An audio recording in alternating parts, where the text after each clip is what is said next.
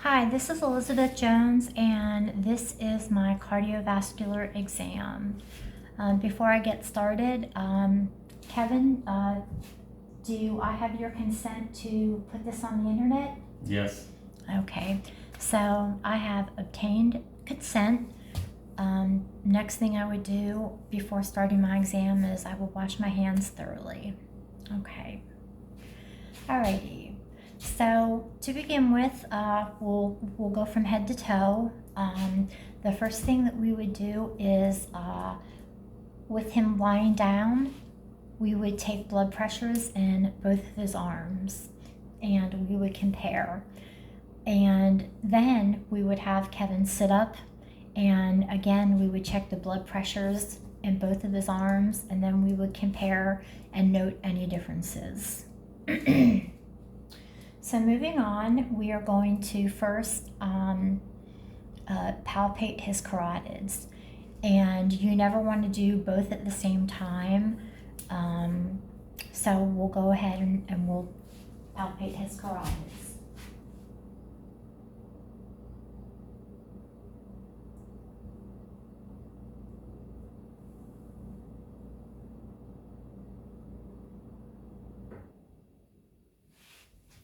Next, we're going to go ahead and auscultate his carotids.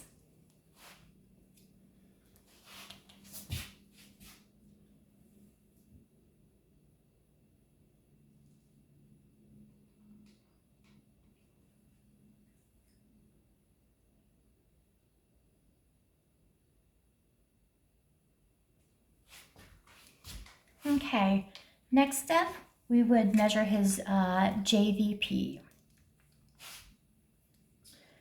Okay. So next what we're going to do is we are going to observe his chest wall. We're looking at his sternum, and we're also checking to see if there are any deformities noted. I can tell by looking that his chest wall is symmetric. While we are assessing his chest wall, we are going to be looking for an apical impulse and precordial pulsations. And sometimes if you're not able to see it on your patient, you can take a light and you can shine it over the surface, and that may help as well. But it's also normal as well not to be able to see either of those on your patients. Okay. So the next thing I'm going to do is I'm going to palpate for his PMI. Now this can be done two ways. It can be done with the patient being supine.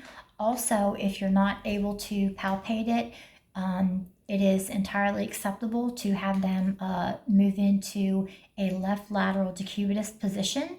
So Kevin, if you don't mind, I'm going to have you turn partially over on your left side for me. There you go. And I'm just going to reach around here.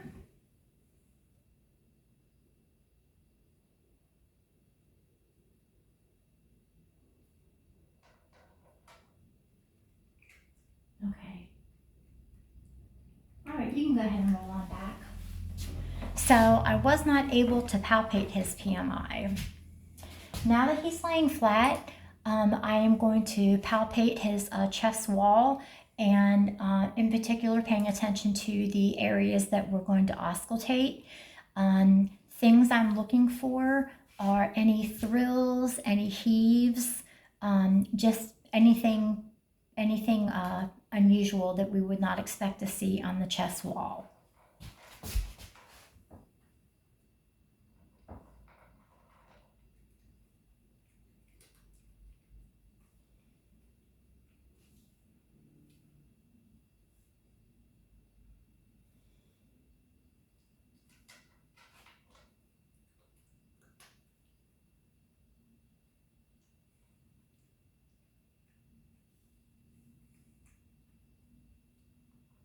Okay.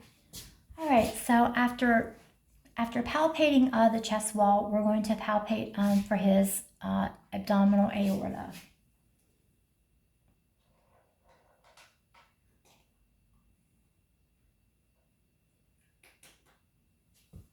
Okay, so moving on from palpation, the next thing we're going to do is we're going to auscultate. And again, you know, we would do this from the head to toe. So the fields that you're going to auscultate are going to be the apical, the pulmonary, the tricuspid, and the mitral valves.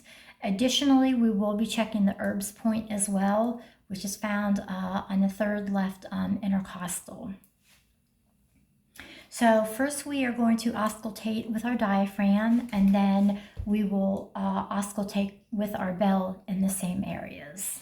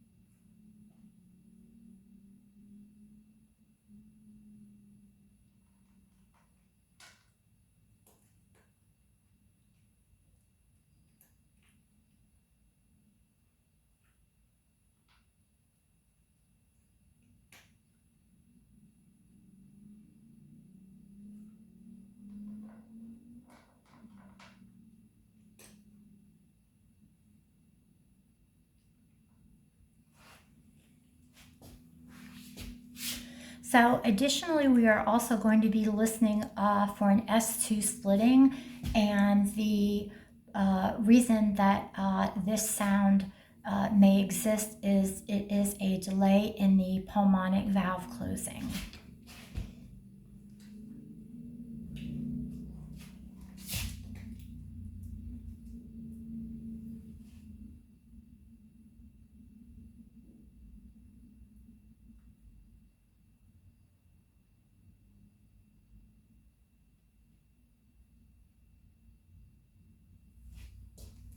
And lastly, we're going to auscultate his abdominal aorta.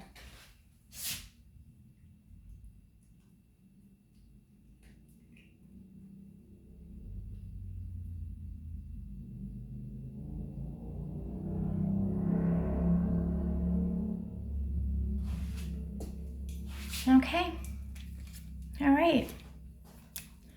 So moving on, we're going to assess his four extremities. And the things that we are assessing for are for color, warmth, edema, or spider veins.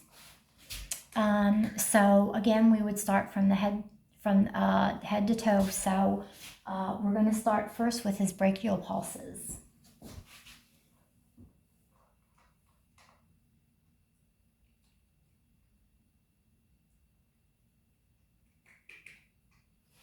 Okay, so those are normal. Those are a +2. Then we move on to the radial pulses.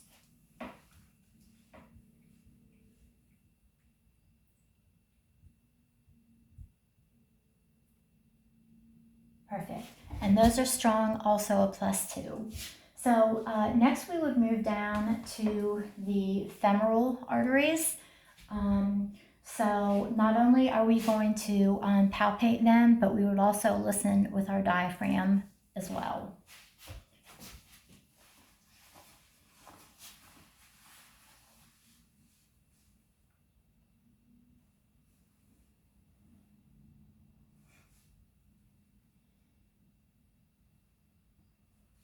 Okay, and those are a +2, and we'll see if we can't give a listen.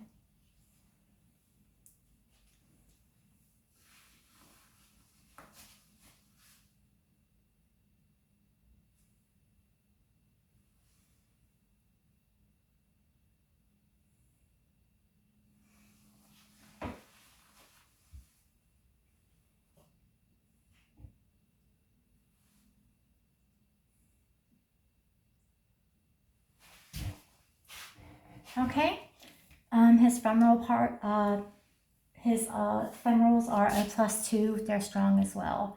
So next we move down to the popliteal, and in checking this, you probably want to go ahead and use 2 hands for it. So you're just going to slide it right up underneath here.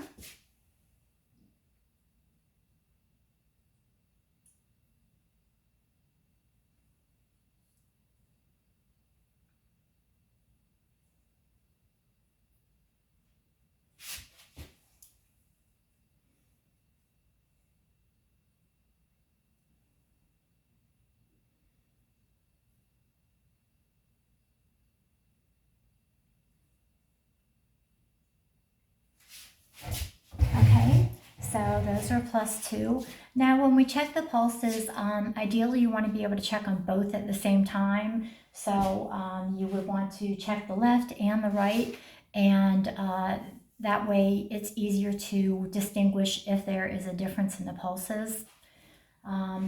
So we're going to be moving down to his feet, and we're going to check his anterior tibial and his pedal pulse as well.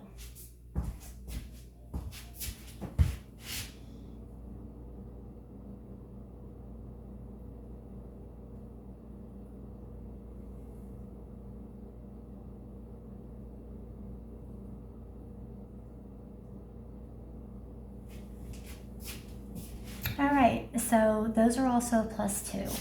While I'm down here, I'm also going to check his capillary refill on his toes, and we are looking for that to be less than 3 seconds.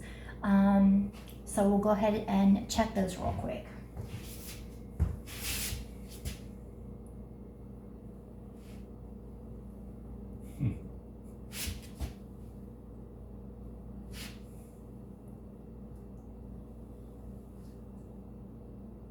Okay, those look good.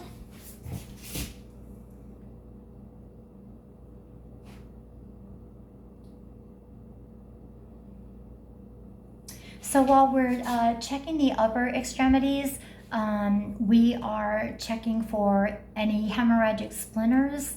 We're also checking for clubbing, which would occur as a nail tries to grow over the tip of the finger. And again, also checking for that capillary refill to be less than 3 seconds. All right, let me just see this hand over here.